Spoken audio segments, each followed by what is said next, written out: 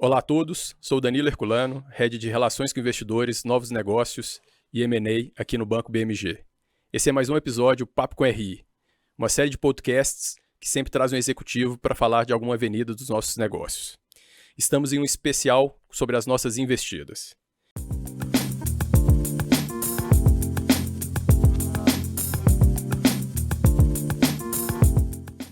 E hoje vamos falar sobre a relevância da construção de um ecossistema de startups para as Big Corps. Convidei o João Kepler, que tem uma vasta experiência no tema e lidera a Bossa Nova, o VC mais ativo da América Latina. João, obrigado por aceitar esse convite. É um prazer tê-lo aqui hoje conosco. Obrigado, Danilo. Muito bacana a iniciativa do Papo com RI. Eu assisto, viu, Danilo? Assisto o Papo com RI. Muito legal e que bom que a Bossa Nova vai ter oportunidade de conversar sobre investimento. Ô, João, e nesse nosso meio, né, de startup, de investimento, brincadeiras à parte, mas eu acho difícil ninguém te conhecer. Mas quem que é o João em um minuto?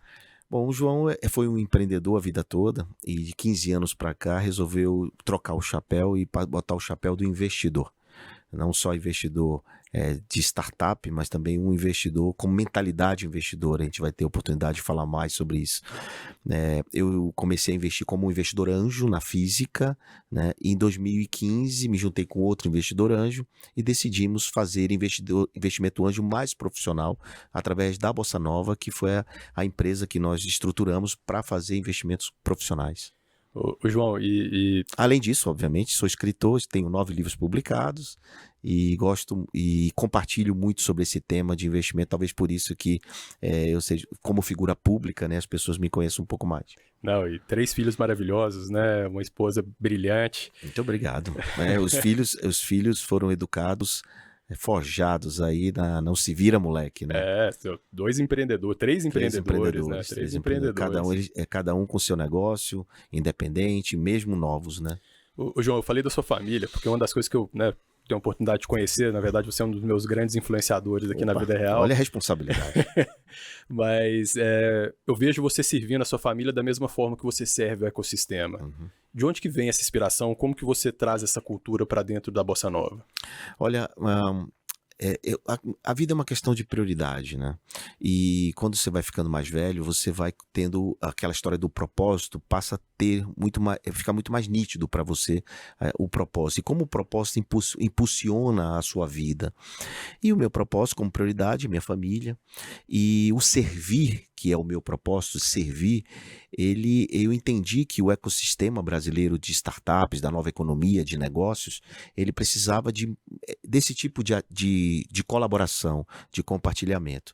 Então, meu combustível é servir esse mercado e fazer com que o Brasil seja um Brasil mais empreendedor, um Brasil que ampliar o acesso ao capital, porque era uma coisa muito restrita, né? Essas empresas não tinham acesso ao capital como tem hoje, mais acesso à informação como tem hoje. Estou falando do mundo de investimento, então parte da minha missão, digamos assim, e desse meu propósito é compartilhar e fomentar o ecossistema para nascer mais startups, mais investidores e mais empresas, grandes empresas como o BMG, que investam nesses negócios. Então, excelente, João, e realmente eu acho que todos nós percebemos isso. E quando você fala da nova economia, eu acho interessante, porque fazendo reflexão com modelos passados, né, seria quase impossível unir empresas de amadoras com startups. Por que essa combinação, por que deveríamos provocar essa combinação? Por que essa combinação dá certo? Olha, uma grande empresa, ela investe numa pequena empresa ou numa empresa da nova economia. Primeiro é importante dizer que nova economia não é fazer um site, não é fazer um e-commerce, não é estar só no digital. É muito mais que isso, né? E que é uma questão de mentalidade e de relacionamento, porque as pessoas se comportam diferente, usam a tecnologia de maneira diferente, então tudo isso faz parte da nova economia. A nova economia, inclusive, implanta modelos de negócio diferenciados, por exemplo, assinatura, download de aplicativos, tudo isso faz parte da nova economia. Antigamente você tinha comprar, vender, alugar e prestar serviço, que basicamente é a velha economia, né? A nova economia trouxe centenas e centenas de oportunidades e modelos que não existiam até bem pouco tempo atrás, que a tecnologia ajudou, mas a tecnologia é meio e não fim. E por isso, as grandes companhias, as grandes empresas perceberam que desenvolver tecnologia, além de ser muito caro, é demorado e requer uma mudança, um discovery, um processo interno gigantesco, né? Se você, até bem pouco tempo atrás, a gente falava de centro de informática, de CPD, enfim, esses nomes que davam a área de informática, de tecnologia, né? E que hoje, assim, a pandemia mostrou isso. A pandemia mostrou que empresas que tinham um roadmap de planejamento de 8 anos já faziam em 8 meses. Como é que faz em 8 meses algo que era planejado para 8 anos? Ou fazia ou não sobrevivia. Então, as áreas tiveram que se modificar e tiveram que agilizar, implantar gestão ágil, implantar squads, fazer um monte de coisa que não faziam, né? Bom, com isso, as startups passaram a ser uma alternativa. As startups ou as empresas inovadoras menores passaram a ser uma alternativa nesse processo. Porque uma grande companhia, ela investe ou compra uma pequena por 3 motivos. Pela tecnologia, que a gente acabou de mencionar, Sim. Pelos talentos, porque não é fácil contratação, né? E também pelo canal de serviço ou de negócio, para implantar um canal adicional que já existe ou para implementar o seu próprio canal. Eu posso te dar um exemplo aqui, por exemplo, eu investia numa startup de brechó online, roupas usadas, roupas seminovas, né?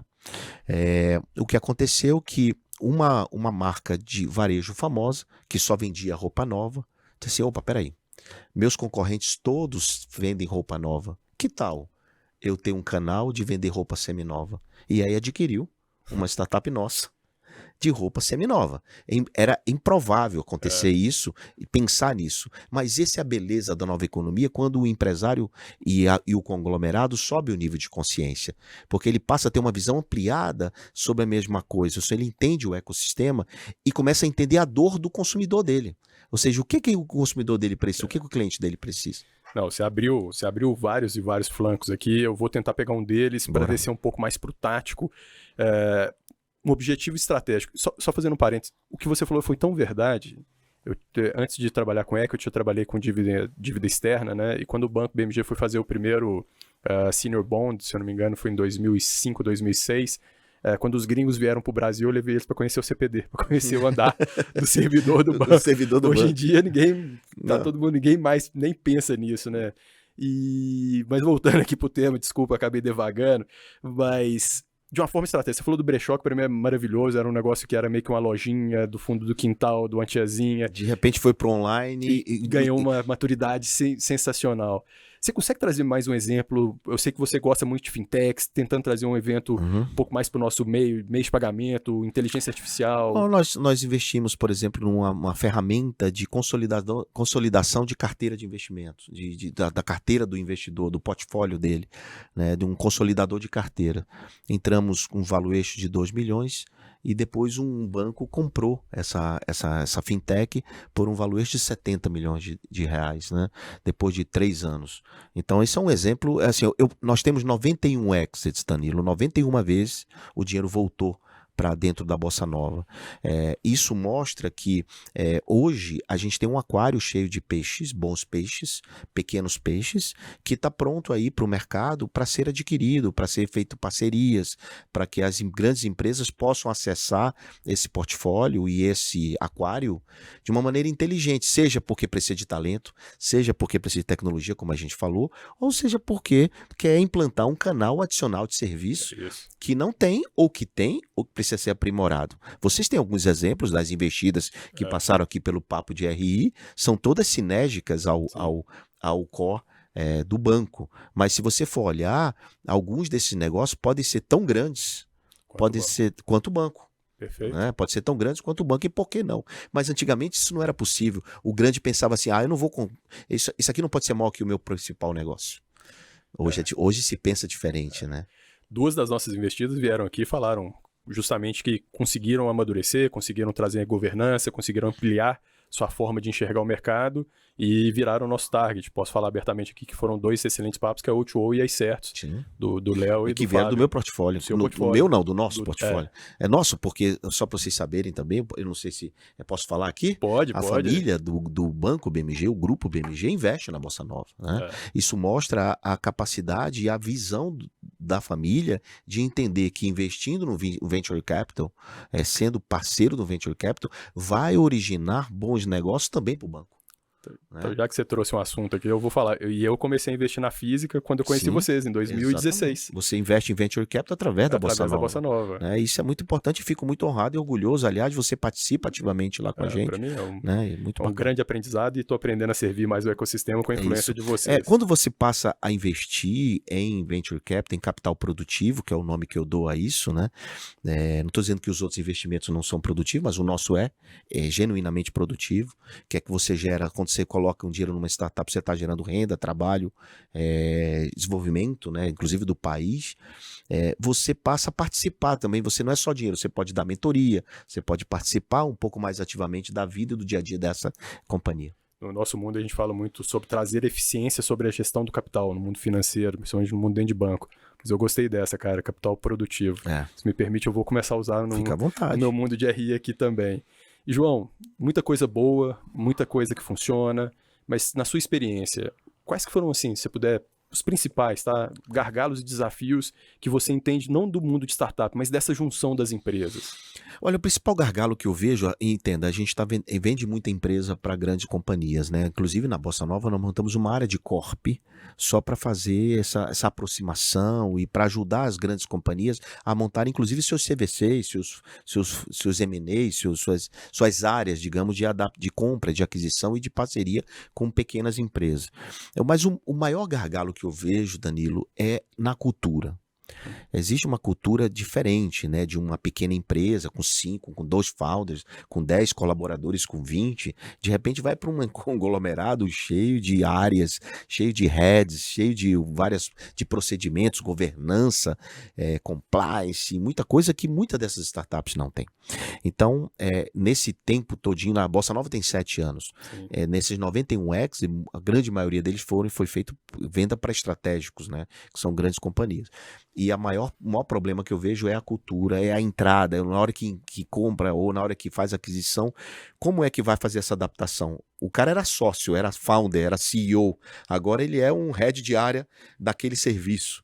E como é que faz isso, né? Então, essa foi o maior desafio que eu vi, que eu enfrentei. Nossa, João, então eu vou abrir o coração. Porque acho que, né, também a gente está nessa de investir em startups, criando esse ecossistema dentro do banco, e já tem 3, 4 anos que a gente está nesse processo de transformação interno, e de lá para cá foram várias lições aprendidas, e uma delas foram essas. Acho que quando a gente está ali naquela fase do pitch, envolvendo o board do banco, a diretoria do banco, tem muito engajamento, tem muitas ideias, eu acho que você passou por várias delas, mas depois que o plano de 100 dias é executado, depois que o assunto começa a ficar, o banco tem lá seus desafios, né, reguladores, novos negócios acontecendo e etc. E eu vejo que quando ela começa a entrar um pouco no dia a dia, o desafio cultural que você fez começou a deixar muito dinheiro na mesa. Então a gente precisou parar ali várias vezes para refletir justamente sobre isso. E os gaps que nós identificamos foi justamente quando a Big Corp começa a matar a cocriação da startup.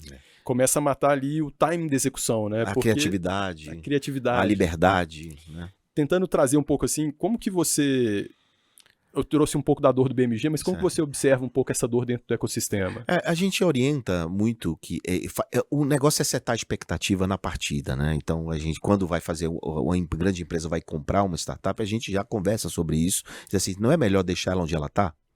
Do que internalizar isso, não é melhor deixar organizar, ou seja, fazer um serviço compartilhado para eles, né? Não é melhor você botar o seu jurídico para ajudá-los, contabilidade para ajudá-los e pegar o canal dele e usar um canal externo, do que fazer uma integração no primeiro momento. Vamos fazer isso depois de 1 ano, 2. Então a gente tem orientado nessa linha, né?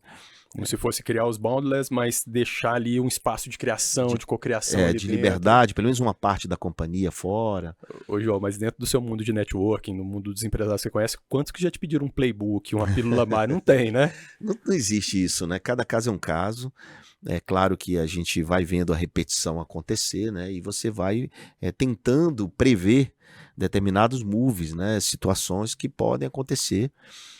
mas de fato não existe um playbook para isso. Ainda bem, cara. Porque somos É o humanos, jogo infinito, né? É o jogo infinito que a gente vem falando, né?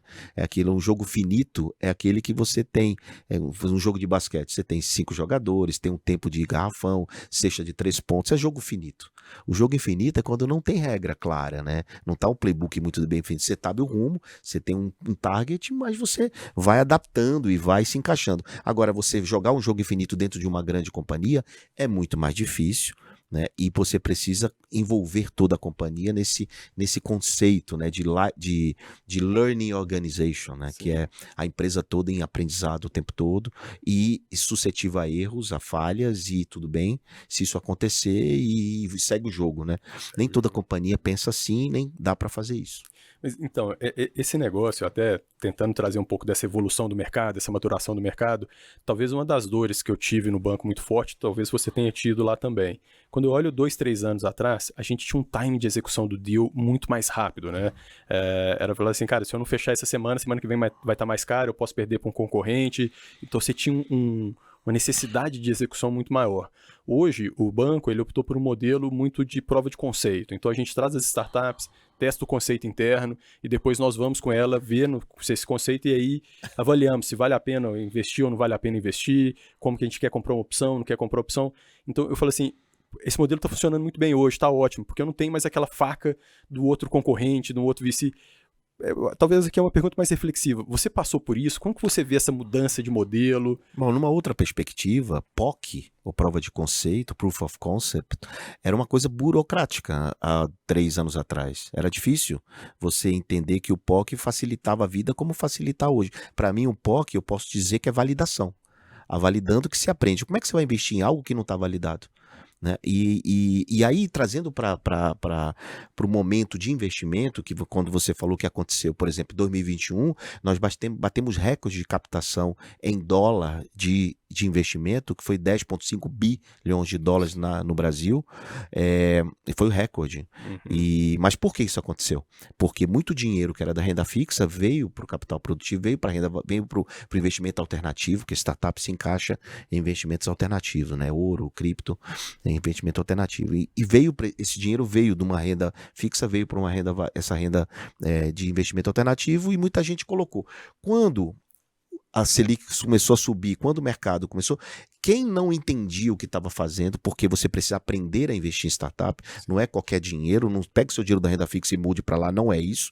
A gente orienta apenas 5% do seu patrimônio em alternativos, tá? Então não tire seu dinheiro da fixa para colocar nesse tipo de investimento, porque é risco e você pode perder, né? Você tem que colar em quem sabe, para não arriscar muito. Mas o que aconteceu foi o seguinte: quando a Selic voltou a subir, a renda fixa ficou mais atrativa, digamos assim, o dinheiro voltou. Quanto foi em 2022? Fizemos 4,5 bilhões, ou seja, muito menos do que os 10. Do que os 10. Mas é ruim isso? Não, é ótimo. Porque a gente tirou quem não conhecia do mercado. Só ficou o dinheiro efetivamente carimbado para esse tipo de investimento. Sabe por que é bom? Porque em 2020 nós fizemos 3,9. Ou seja, 2022 foi melhor que 2020. 2021 foi outlier por conta de tudo isso que você acabou de falar. Então, lá em 2021, era valuation a qualquer preço, cresça a qualquer custo, vai lá e faz, seja unicórnio, aquelas coisas todas. O que aconteceu em 2022...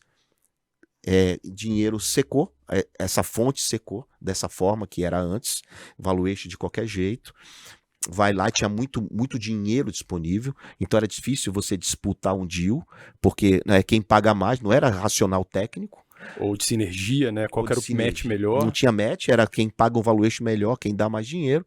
E quando que chegou em 2022, voltou à realidade. O que aconteceu? Não tinha mais dinheiro para isso. Layoffs, as startups demitindo, tendo que viver com as próprias pernas, tendo que breakivar a operação.